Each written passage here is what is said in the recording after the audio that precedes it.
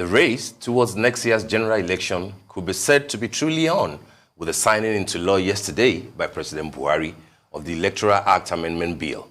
The president has been getting commendations from a cross-section of Nigerians, including from politicians, civil society, and ordinary citizens for supposedly doing the right thing. But how timely is this piece of legislation? And to what end, some are asking.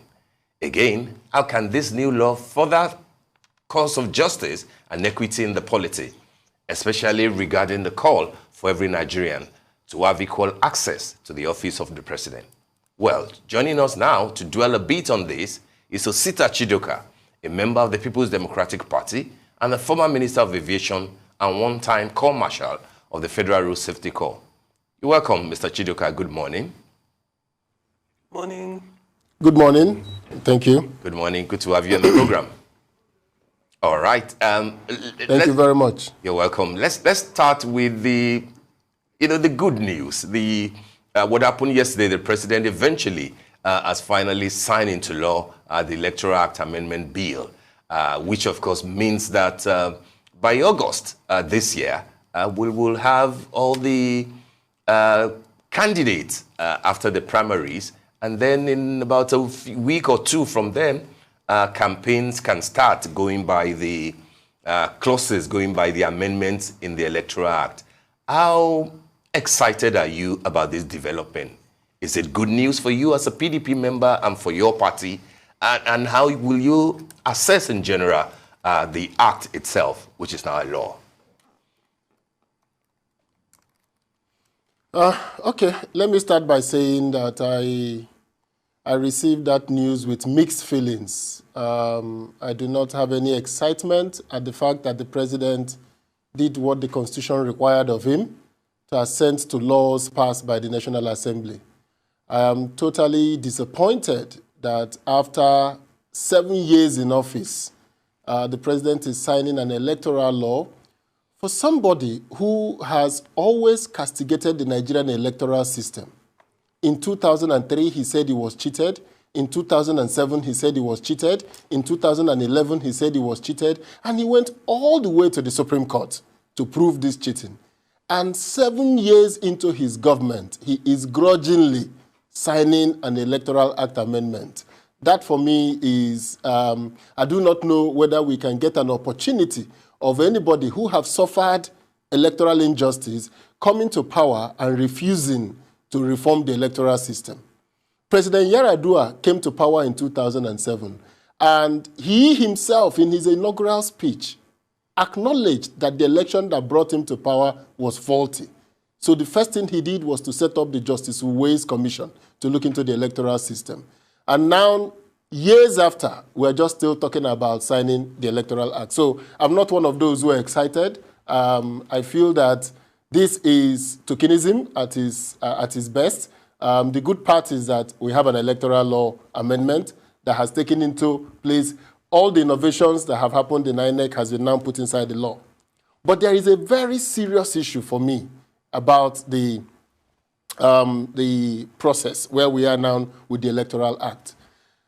You see, because of the way the president refused to sign the Electoral Act, if we had signed it in 2019, we will have tested it in the 2019 election, and by now we will have gone into making progress in bringing in the issues that will have arisen out of that election and the subsequent state elections that has happened.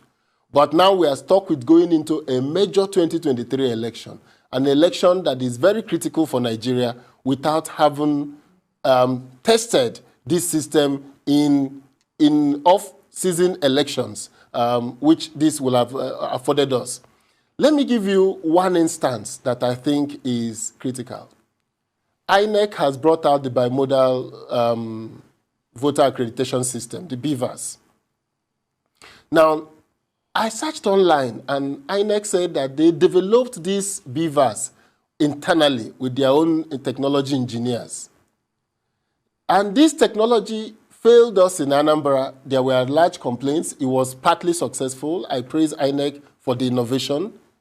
But I am worried about the transparency of the system. The electoral bill now should have been going through a change to impute a new process whereby INEC is required to reveal the technology that they are bringing in, if they are contracting it out to a third party, who is that third party, and to be able to have a certification system for that process. For somebody, a third party, an independent party, to certify that the INEC system is robust and capable of conducting an election nationwide. Let me give you some global examples. Belgium in 2012 adopted the electoral voting system. What they did was that they set up a consortium of 7 universities to analyze the existing electoral systems in the market and advise the government on which one to choose. After which, they chose a company to provide them the technology and then conducted a nationwide testing. This is what they call just a testing to see, non-binding test. After the test, PwC was hired to conduct a certification of that system.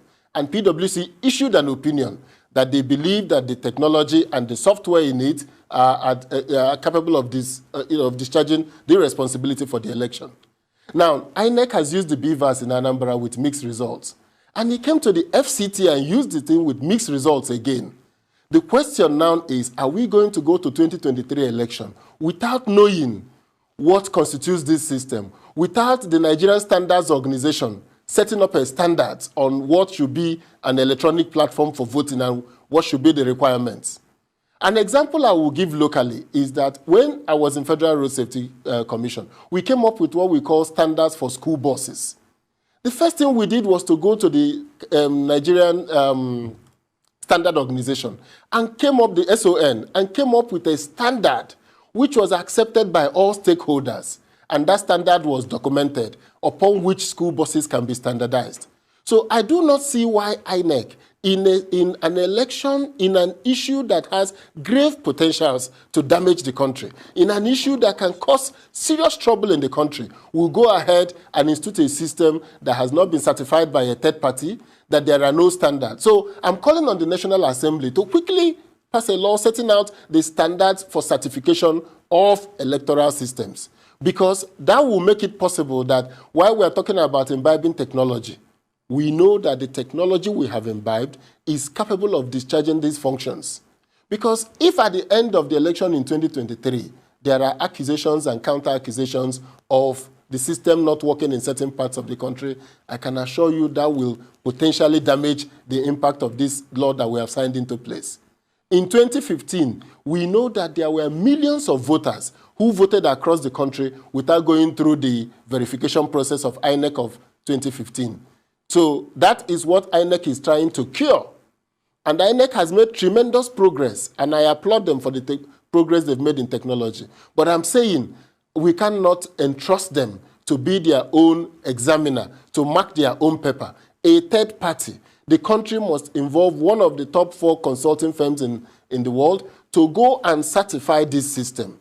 That is the more crucial issue where we should be talking about now. Because signing the law for me was something that Nigerians were disappointed that President Muhammadu Buhari, who have suffered electoral damage over the period, who has complained of electoral infractions against him, it took him 7 years to come up with an electoral act in Nigeria. That for me is not good enough. But at the same time, we accept the new law signed in. But I'm saying the 2023 election, the political parties should insist on a third-party verification of INEC to ensure that that system we are going to put in place is going to be able to function to deliver credible electoral results in Nigeria.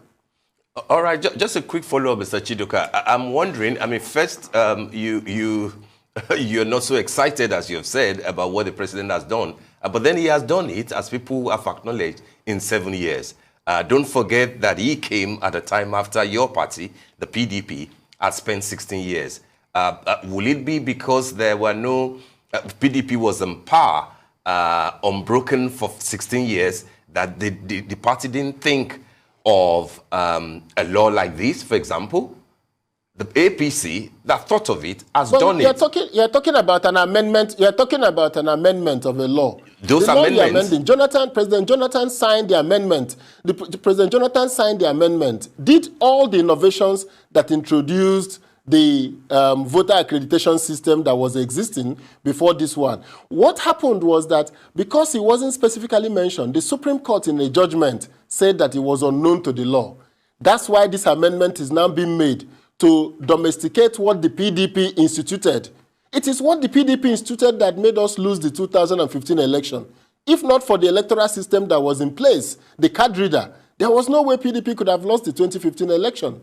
So what would have happened is that what the law required was for the National Assembly to include in the law these processes that had already been done by the PDP. Don't forget that. So anybody coming here to talk about the law is an amendment to bring into the law what has already been done by the PDP government. Indeed. None of these innovations were done by the APC government. It was done by the PDP. That's correct. But the amendments are necessary and they have been signed into law. The BVAS, as you acknowledge, is meant to be an improvement over the, the card reader that had issues, even for the former president, Jonathan, when he was voting. But my question specifically is, how independent will INEC remain if they are, as you are recommending, a third-party verification of what has been done? Does the law allow that? And do you think that that is the proper, that's the direction? And how will it happen?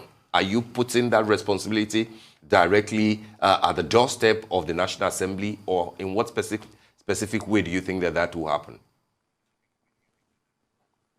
I think there are two ways to go. The first one is for INEC to voluntarily, on its own, contract advertise and contract a third-party company to do a system evaluation of the INEC system. The details of the report doesn't need to be made public, but that company needs to issue an opinion that based on the data they have, based on the tests they conducted, this system is robust enough to conduct election from Birnin Kebbi to Yenogua, from Maiduguri to Ilaje in Ondo State. We've tested this system and it's possible that it can deliver what it is intended to deliver. That is why companies submit their annual accounts for external auditors to audit. It is not it doesn't weaken the company. It gives everybody the credibility. It imbues, it clothes the process with credibility. While we have standards, which I'm saying that by law, the National Assembly should make a law to create a standardized process. In the US, where they have multiple electoral systems, every state has its own electoral system that we use to conduct elections. There is a national body for the certification of the system to ensure that that system is in compliance with the standards as set up by a committee. Even in Ghana, our neighboring country, Ghana, they hired a foreign company to provide them with the technology for their election. They made it public. And everybody knows that the mega match that they used for their system was used in Sierra Leone, was used in DRC. So we have companies around the world, even countries like Belgium, South Africa, that have done electronic votings, have made public the companies they are using, the technology that is underlying their process. So I think that for INEC to enhance its credibility, after all, it has external auditors for his annual accounts. Why can't he have an external auditor for his technology process? Because we need to be confident that that system, despite, even if we meet challenges in future, we will know that that system had gone through a process and is properly satisfied. It will truly make INEC an independent body. I'm surprised the political parties did not collate this at the elections in Anambra and FCT to make this demand on INEC. But as a member of the PDP, I am of the strong opinion that we need INEC system to be certified. We need that process to be made clear so that we know what we are going in as we go for the 2023 elections. But the president signing the law, for me, is a function of the president. He needs to sign laws. He's been signing budget laws every year. So I do not see why the excitement. What we should be talking about is the political will to make sure that the provisions of that law is carried out effectively. But yes, a lot of good has been brought in by that amendment. Understood. I wonder if we can change gears a little and still kind of change our focus in this conversation. You've made it very clear, we've introduced you as such, you've made reference to it, that you are a member of the People's Democratic Party. And when we discuss Nigeria's ethnic differences, most especially within the purview of politics, the PDP has made it clear that zoning per se isn't its foremost priority. They care about bringing out candidates regardless of their ethnicity and their background, who they think would be the best choices for primaries and going all the way up to the head office. But as somebody from the South or Southeast, I don't want to make the wrong assumption. They're just judging by your first and last I'm from name. the Southeast. From the Southeast. Okay, we got there in the end. From the Southeast, I'd imagine that you're well aware of, political calls for the next president to be an Igbo person. How do you think about that, especially since your political party, the PDP, doesn't overtly have any intention or hasn't declared that it will zone those political opportunities by ethnicity? Well, I don't know if PDP has taken that position. PDP still says it's work in progress. And I believe that all the contending forces will resolve itself. Politics is a game of negotiation and conversation. So we will continue to have conversation in the PDP. But I want to make it very clear that the country has to confront its demons. 2023 is a point in the country when the country must discuss the issue of its convention. I don't want to call it a legal issue, a constitutional issue. It is a matter of convention that we zone power alternately between the North and South and amongst the 6 geopolitical zones in the country. So in the South, we've had power go to the Southwest for 8 years, and we've had power go to the South-South for 5 years. And everybody knows that if you talk about zoning in Nigeria today, it should be to the Southeast. Now, what the problem is, and which I don't understand, and I'm confused, is that everybody is saying, oh, no, there are people saying there is no zoning in this country, there is no agreement for zoning. That is not correct. The country has an agreement, which is what made it possible for President Obasanjo in 1999. There was no northern contender. It was 2 Yoruba people. In 2007, there was no southern contender on the ballot. It was 2 northerners, President Yaradua and President Buhari. And in 2011, because of the dynamic of the death of President Buhari, or the death of President Yaradua in 2010, President Buhari contested again in 2011. And by 2015, the whole country, the North, was clear that it is their turn to go back to power because President Jonathan had taken President Yaradua's turn, and now it's time to take it back to the North, that they had an agreement that he will go for 1 term. So I have been around in this country, and I've been in the room in many times when these conversations has been had.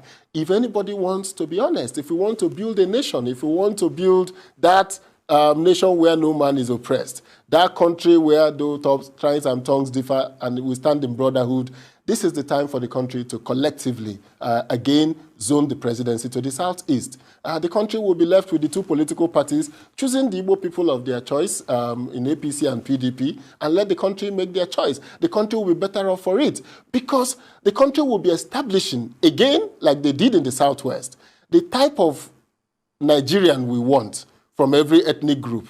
Because for President Buhari to become president, people have forgotten. President Buhari chose an Igbo vice president twice and went to meet Ojukwu in Enugu. He even went on the road in protest with Ikemba to fight against the high-handedness of the PDP government. So he knew that to be president, he needed to reach out to the South. In 2015, he reached out to the Southwest, and he was in alliance with Tinubu and his group to be able to make it to president. So if the Igbo man who is able to reach out in APC, the Igbo man who is able to reach out in PDP, the country will be better off being able to show to the rest of the Igbos that the person that is becoming the president of Nigeria is not being denied because he's Igbo. It is because the country, as you know, has a process. And in the view of the Igbo delegates to the 1995 Constitutional Conference, we made it clear that zoning should be a transitional process. That after the whole zones have done a single term of 5 years or 6 years, as the case may be, the country should let it open for whoever is the best candidate everywhere to win. But this is a process to integrating the country. So where we are now, 21 years, 22 years in our democracy, or 23 years now, is that we need to cement our nation-building ethos. We need to make it clear to everybody that this is a nation and every part of the nation is part of this country. Then, after all the 6 zones have gone round in the political parties, we can always throw it open. Nigeria is work in progress. Nigeria is not ending tomorrow. So I don't know why people who feel that being a zoning power now will deny them of their presidency. No, it won't deny them. The country will continue after all of us. Many of the people who are saying there is no zoning today will not be president. Only one person can be president at any point in time. So I think that in fairness, for the country to continue to promote what makes us Nigeria, that thing that made it possible for us to go to a war in 1967, and by 1979, 9 years after the war ended, an Igbo man was vice president. That spirit of accommodation must continue in Nigeria. That spirit of national integration must continue. That spirit that made us found the federal government colleges, that made us found the National Youth Service Corps, that made us bring in quota system in Nigeria, that made us bring educationally disadvantaged states to give opportunities for people from educational disadvantaged states to access our university. That spirit must be brought back again in Nigeria. And if it is brought back, it will be to the ultimate glory and integration of Nigeria. I strongly believe, and I canvass strongly, that the 2 political parties in Nigeria should zone the presidency of Nigeria to the Southeast. There should be no equivocation about it. The question is not the South, it is the Southeast. Well, I mean, brilliant submission there, Mr. Chidoka. A lot of people will, I believe, agree that your thoughts capture the mood of the nation. The APC, as you know, already has one leg, through the door by announcing that they have zoned to the south. Will it go to the southeast? We do not know yet. But for the PDP, that people were actually thinking will respect the convention that you referred to zone these to the south first and foremost, and then maybe to the southeast, is still dilly-dallying. Let's hope from what you have said that will happen. But in the event that happens, both parties zone power to the south, maybe to the southeast that you are hoping and proposing. Are there names that you think that Nigerians should begin to settle their minds on, to begin to interrogate their capacity and possible, candidacy? I know that a few across the 2 major parties have expressed their interest. You know them from PDP, the former secretary to the federal government, Pius Ahim, from the APC, different people. Do you have anybody in mind that you think can get the job done? Or will you also be persuaded to, throw your heart into the ring, except if you are considering the gubernatorial seat? And I also would like you to take, in another breath, with the answers that you will give to us, what role, we keep hearing rumors here and there, what role do you think that former President Goodluck Jonathan might likely play? Because we see clips saying that Jonathan is coming, Jonathan is returning. Returning to where? Returning to do what? Will he be the ace card for the APC so that power can temporarily come to the south for 4 years and then return for another 8 years to the north? I know that you know President Goodluck Jonathan very well. Will you by chance have an idea of what he's thinking as per the 2023 elections? Okay, so let me start with your first question, and I will answer it this way. You asked me if I would throw my hat in the ring. Well, the question is that I wish I had the charisma of President Buhari, who people will buy his form for him and also work to make him president. I do not have that type of charisma and that support base. If I did, I would have been number 1 on that list.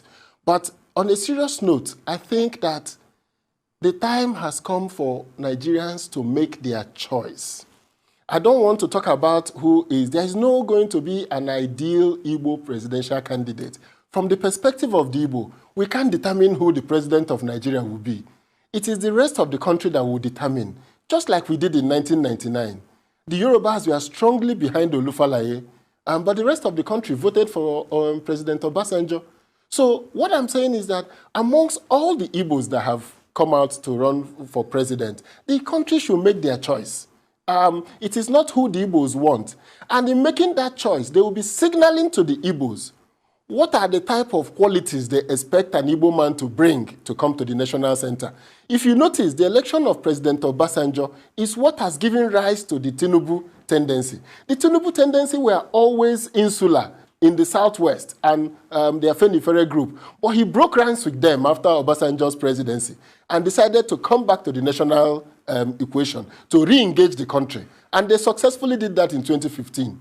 So what the country needs to do that is to signal to the Igbos of Nigeria, these are the types of Igbos that the country is going to be comfortable with. I don't want to recommend to them the Igbo man they should choose because it is a contest. It is the Nigerians have to be staying to every ethnic group. Even President Buhari, by the time he won in 2015, they had to hire foreign consultants to change his image, put him on with suits, put him with the Isiago to convince the rest of the country that Buhari is for everybody and not for anybody.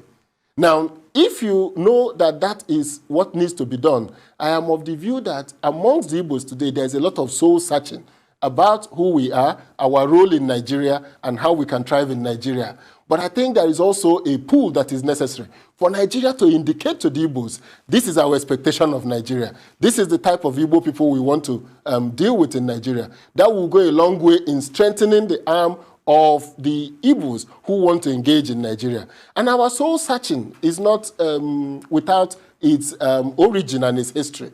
This soul searching going on in Igbo land is because they feel that the rest of the country is impervious to the pain and the issues of the Igbo man, that our pain points are not being dealt with. But that for me is neither here nor there, in terms of the fact that in every society, there is always this type of soul searching. The Igbos have a strong case to make for this soul searching.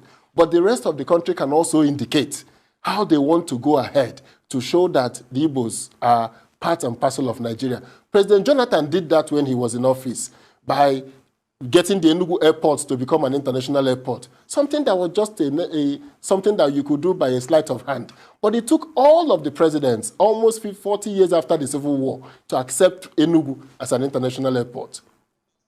He appointed an Igbo man, the Chief of Army Staff. Nothing being Chief of Army Staff would do for an Igbo man in terms of who we are as a person. But that gave us a sense of belonging, that there is no glass ceiling on top of us in Nigeria.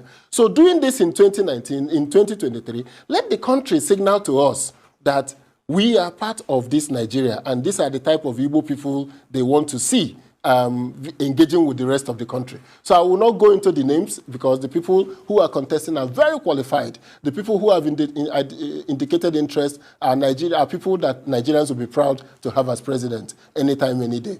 As for President Goodluck Jonathan, I have not discussed this. GEJ is coming with him. The last conversations I have with him, he wasn't indicating to me any interest to run for public office. And he is in a good place in the sense that he represents something that every part of the country can relate with. He has learned his lessons from his time in office. But also, he is in that position that he is a leader. He's a leading light of PDP. And he came into power from deputy governor all the way to president in PDP. So I believe that his political future, he will determine it by making public his choices. I don't think President Jonathan should be in that situation where he's being called to come and be president. If he wants to be president, he will say so, and he will come out boldly and say, I want to be president of Nigeria again, because I have the experience, I have the capacity to bring back peace in Nigeria, to restore prosperity to Nigeria. He should be able to make that case for himself. I don't think that there is any need to lure him to the race. The President Jonathan, I know, if he makes up his mind to run, should please indicate so. And I'm sure he will if he makes up his mind to run. All right, Mr. Chidoka, before we let you go, I would still like to, bring you back to, the subject of the how the Electoral Amendment Bill, the Act will now impact on this very election, that is almost here. 180 days before the election, the candidates are expected to emerge, which means that by August 11th, both parties or all the parties, should have concluded their primaries, and then 150 days of campaign till February for the presidential election and the March for the governorship election. I know that you are hesitant to mention names, but what sort of qualities do you think that at this juncture, Nigeria would need? We have tried, as you have seen, in 7 years, it will be 8 years by next year. We have tried an ex-general, an ex-governor, who ordinarily ought to understand what it takes to rule Nigeria. But we see where we are in terms of insecurity and in terms of the economic challenges. What sort of a leader, what sort of a next president do you think that Nigeria, the qualities that you think will play a major role in for Nigerians to look at in picking their choice? Do you also think that age will be a factor? I'm sure that you listened to the interview that ARISETV had with former head of state and president Ibrahim Babangida, who clearly said that it will be nice for somebody not more than 60 or somebody in his 60s to be president. Do you think that that's a factor? Again, given what President Buhari said about age and health taking a toll on his performance, 6 to 8 days, 8 hours every day, he said it's not a joke. Do you think that will be a factor? And then lastly, Mr. Chidoka, if it turns out that one of the parties picks either a core Southeasterner or an Igbo of Delta state origin, and the other major party picks somebody from the Southwest, what sort of a context do you think that will produce? Starting from your last question, that will be very divisive. That will break Southern solidarity. It will be sad and unfortunate, and it will be very unfortunate in my view. And that, I will leave it at that. It will be very unfortunate. But coming back to the qualities of the president we need in Nigeria, I don't even know where to start, but let me mention 3 key things that I think is missing in Nigeria today. One is that our sense of national well-being, our sense of one nation, one destiny, our sense of shared values has been, vigorously shaken in the past 7 years. I think we need a leader that is going to be able to integrate Nigeria, that is able to heal Nigerians, that is able to restore us to one vision of Nigeria. We need that leader that has both the emotional intelligence and the restrained power to know that Nigeria is a country of consensus. Nigeria is a country that has run on compromise, and that we need to be able to continue to deepen it and enhance our national unity. That is number one characteristics of the next president. The second one is that that president must be strong and firm. Strong in the sense that we need to halt the descent into anarchy that is happening in Nigeria. And this descent into anarchy in this one has nothing to do with the President Buhari or the APC government. It has started for many years under the military rule, through the PDP years, and now to this. And I can tell you an example. When it was that FRSC officers could not stop truck drivers on the highway, whenever we stopped a truck driver in my days in FRSC and charged him for some misbehavior, the truck drivers will block the road. And the government will negotiate with them, and sometimes we will return the vehicle to them or discharge the people that has been charged before they will unblock the road. I knew that it was going to be a matter of time before every non-state actors begin to challenge the integrity of the Nigerian state.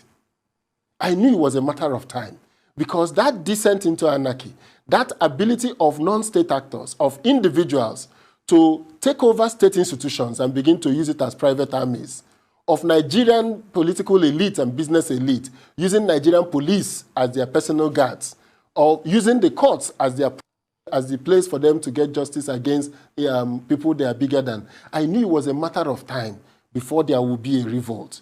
So rebuilding our state institutions is critical for Nigeria to make progress. And I'll tell you something. Every Nigerian talks about how our recurrent expenditure is high in Nigeria. And my view is that our recurrent expenditure is not high. What is high is our personnel cost. We have created too many institutions, employed too many people than what we require or what we have the ability to manage. Where we are missing the issue in Nigeria is that we need a president that understands that for you to hire a staff, you need to be able to provide him with the tools to work and be able to monitor him. So, is there anybody in Nigeria who does not know that our policemen are buying bullets from the black market when they are sent on guard duties? The police have not enough bullets to give them. Is there anybody in Nigeria who does not know that if you go to a police station and you want to write statement, you have to buy your own paper and get your own pen to be able to write the statement? Or don't we know that if you fall sick in a police cell today, that you are going to buy your own medicine because the police has no budget to provide you with any medicine? Who do not know that level 8 officers in Nigerian public service today do not have seats and tables to sit on? So what is at the problem of Nigeria is that the base of Nigeria is not functioning. I will give you a personal example. I'm about to go to court with the Abuja AMAC local government, Abuja municipal local government. I've lived in a house for 13 years. I pay tenement rates. And every year, AMAC will send me a tenement rate with the name occupier, house number such and such in this street. I've been sending you checks. I've been doing money transfers to you. How come you still do not know my name? How come you are not connected to the Aegis system to be able to know the name of the person who owns the house or who is the tenant in the house? Nigeria is functionally dysfunctional, that a local government cannot identify the citizens who they are charging tenement rates from.